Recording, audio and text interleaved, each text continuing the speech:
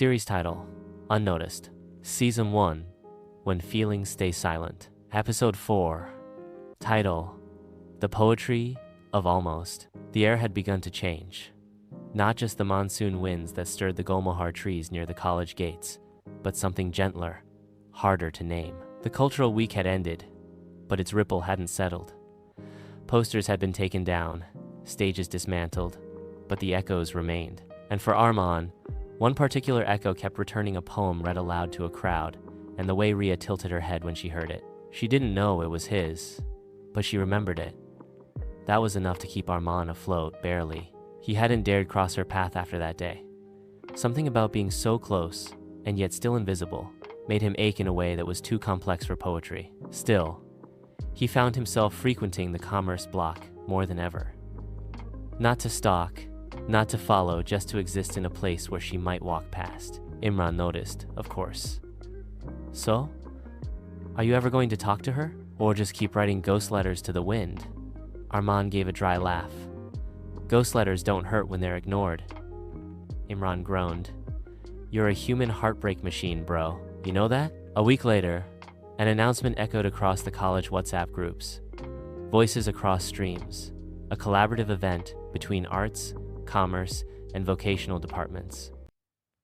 The idea was simple: students from different streams would be randomly grouped to present a creative fusion: art, performance, business concept, or even poetry. Imran nudged Armaan with a grin. Your fate's finally crawling out of its emo bed. I don't believe in fate, Armaan muttered, though he filled the form anyway. He didn't expect anything, so when the group list was released 2 days later, and he saw her name right beneath his Rhea Sharma, he blinked, then blinked again. She was in his group, and just like that, the ache returned, but this time, with hope woven into it. The first group meeting was in the courtyard near the library steps. Rhea arrived 5 minutes late, windblown and slightly flushed, apologizing with a breathless smile.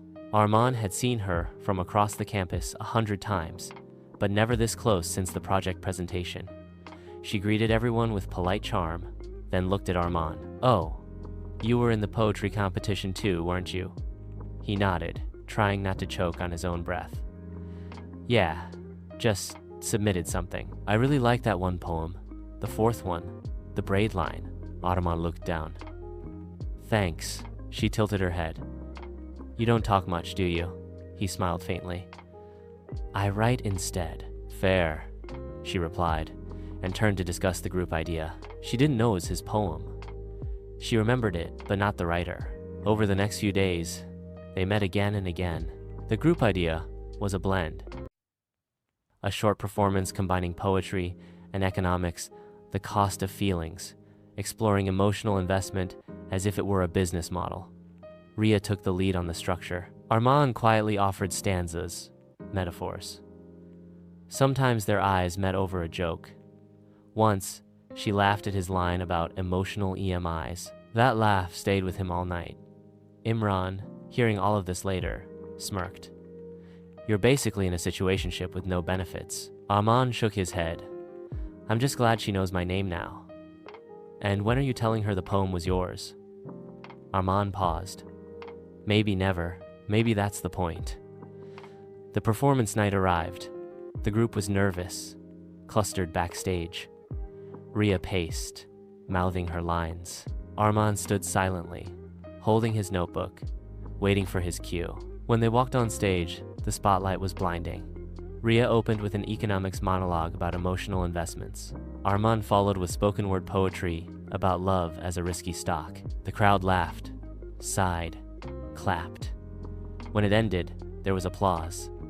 Rhea turned and whispered, You're really good at this. Thanks, he whispered back, his throat dry. After the show, their group stayed back for photos. Rhea stood beside him, shoulder to shoulder, for a brief moment. It felt electric, but soon, she was swept away by her friends. Armaan watched from a distance as she laughed with Danish again, the same Danish who once walked her to class, who shared her coffee.